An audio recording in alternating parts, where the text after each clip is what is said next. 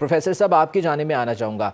सबसे पहले तो ये बताइएगा कि ऑब्वियसली एक तारीखी मौका है कि पाकिस्तान ना सिर्फ फैसिलिटेटर का बल्कि मीडिएटर का रोल भी प्ले कर रहा है। एक्सपेक्टेशंस क्या हैं? चूँकि कॉम्प्लिकेशंस तो बहुत ज़्यादा हैं, ये प्रोसेस को इतना आसान नहीं होगा। पाकिस्तान के लिए एक रिस्पॉन्सिबिलिटी भी है, अपनी न्यूट्रलिटी को भी बरकरार रखना है और दोनों को साथ लेकर भी चलना है। क्या एक्सपेक्ट कर रहे हैं हम इस प्रोसेस से?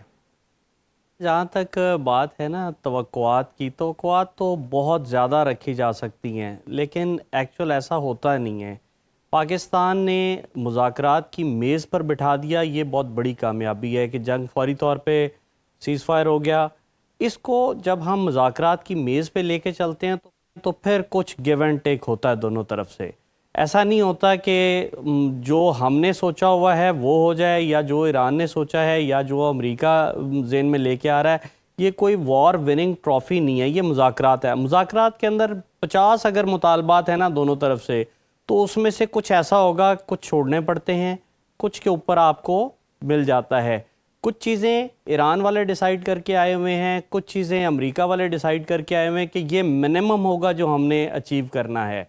कुछ चीज़ों के ऊपर कॉम्प्रोमाइज़ नहीं होगा। तो हम बहुत ज़्यादा अगर हाई होप ना भी रखें तो ये ज़रूर है कि इन मुज़ाकरात के नतीजे में कुछ अरसे के लिए अमन हुआ है, और मुज़ाकरात की जब मेज़ के ऊपर आपको बिठा दिया गया है तो उसका फ़ायदा ये होगा कि आप कोई विन विन सिचुएशन में पहुंच सकते हैं, नंबर 1। नंबर 2, इसमें जो जहाँ तक क्या उसको कहते हैं अमेरिका का ताल्लुक है, पाकिस्तान का डे 1 से स्टांस यही था कि ये अमेरिका की जंग नहीं है। तो ये जंग तो इसराइल के माँ के ऊपर लड़ी जा रही थी और वो मिसकैलकुलेट हुई।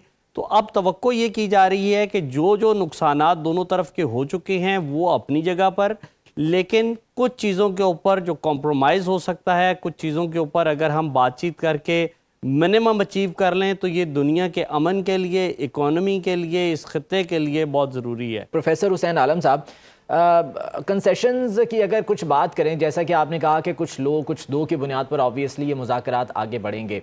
दोनों के जो चार्टर ऑफ डिमांड हैं, एक जानिब से 15 निकात आए, ईरान की जानिब निकात आए, कितना हम एक्सपेक्ट कर सकते हैं कि दोनों की जानिब से जो है वो लचक का मुजाहरा किया जा सकता है? चूँकि अगर बयानात को देखा जाए, डोनाल्ड ट्रंप के बयानात को देख लें या ईरानी हुकाम के बयानात को देख लें, वो तो बहुत ज़्यादा सख्त हमें दिखाई दिए। गुज़िश्ता जब इनके आने से कुछ घंटे पहले भी बहुत सख्त बयानात आए थे।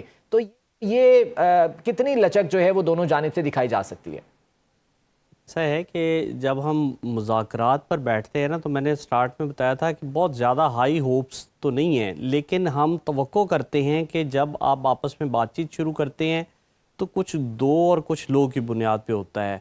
फॉर एग्ज़ाम्पल अगर ईरान की हम बात करें तो वो जो डिमांड कर रहा है कि जी मेरे जो नुकसानात हुए हैं, डैमेजेस हैं, वो अमेरिका ने तो नहीं पे करने, ये तो क्लियर है।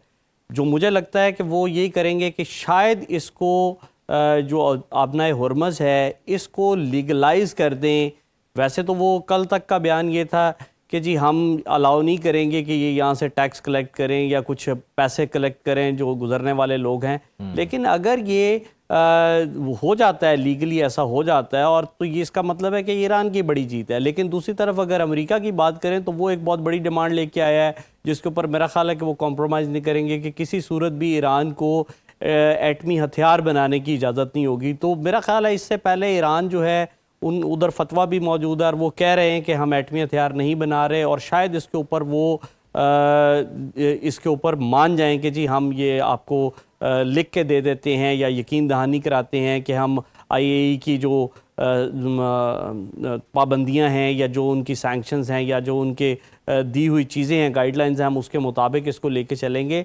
और राइट तो बेशक बहुत ज़्यादा ईरान समझता है कि उसके हैं, लेकिन मौजूदा सूरत हाल के अंदर कुछ दो और कुछ लो की होगी। और तीसरी चीज़ ये है कि लबनान को जो सेव करने वाली बात है उसके ऊपर अमेरिका को ऑलरेडी कन्वे किया गया है। पाकिस्तान का स्टार्ट से स्टांस ये है कि लबनान शुड बी इंक्लूडेड, और इंक्लूडेड था, जबकि अमेरिका स्टार्ट में तो कह रहा था कि ऐसा नहीं है।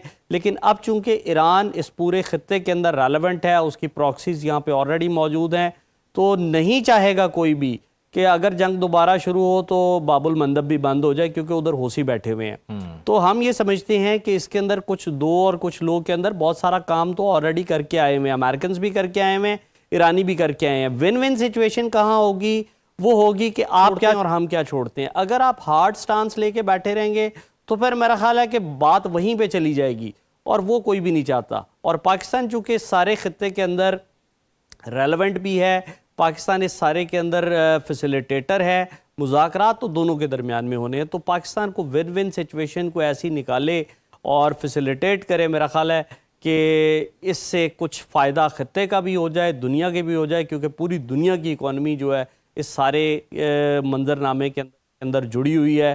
تمام لوگ توقع کر رہے ہیں کہ ایٹ لیسٹ اگر کوئی سالڈ کنکریٹ نہیں بھی نکلتا تو ہم ایٹ لیسٹ اس جنگ بندی کو ایکسٹینڈ کرائیں اور مذاکرات کے درمیان کوئی حملہ نہ ہو. کیونکہ اس سے پہلے جو ایران والے ہیں وہ یہ کہتے ہیں کہ جی جب ہم مذاکرات کر رہے ہوتے ہیں تو ایگزیکٹ جیسے ہی مذاکرات ختم ہوتے ہیں اس سے اگلے دن ٹائم گیننگ پوزیشن کے تحت حملہ کر دیا جاتا ہے. تو یہ 2 بار ایسا ہو چکا ہے.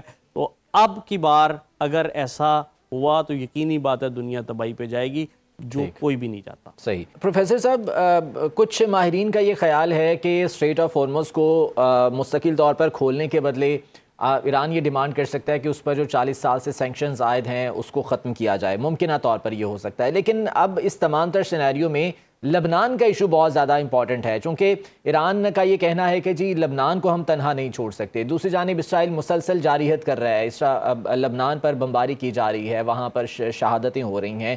تو یہ لبنان ایشو کتنا بیچ میں جو ہے وہ ڈیڈ اینڈ بن سکتا ہے, یا کوئی ایسا پوائنٹ بن سکتا ہے کہ جس پر مذاکرات آ کر رک جائیں؟ ذیشان, لبنان جو ہے نا ہمیشہ سے امپورٹنٹ رہا ہے. جولان کی پہاڑیاں اگر آپ تاریخی طور پہ دیکھیں, اور جو حزب اللہ کی بیس ہے وہ بھی وہیں پہ ہے, تو لبنان ایران کے لیے بڑا امپورٹنٹ ہے. اسی طرح حوثی جو ہیں وہ بھی بڑے امپورٹنٹ ہیں. اس سارے خطے کے اندر جو نان اسٹیٹ ایکٹرز ہیں انہوں نے ہمیشہ بڑا رول پلے کیا. اگرچہ اس کے اندر ایران ان سارے نان اسٹیٹ ایکٹرز کو سپورٹ کرتا رہا, لیکن اب شاید اتنی شدت نہیں رہی. اور یہ جو آپریشن چل رہا ہے اسرائیل کا لبنان کے خلاف, یہ تو ایسے ہی ہے کہ جیسے میں تم سے نہیں لڑ رہا لیکن جو تمہارے بھائی ہیں میں ان کو تو مارتا ہی رہوں گا. تو یہ ڈوئل سٹینڈرڈز اگر ہم نے جنگ ختم کرنی ہے اور دنیا کی اکانومی کو اور باقی کے جو معاملات ہیں اس کرنا ہے, تو یہ بہت لمبا پروسیس ہے. اس کے اندر اس کو ایک تو لبنان والے ایشو کو سیٹل کرنا پڑے گا, چاہے ٹیمپریریلی ہو یا مستقل بنیادوں پہ ہو. تو ایران اس کے اوپر ٹھیک پوائنٹ آف ویو رکھتا ہے.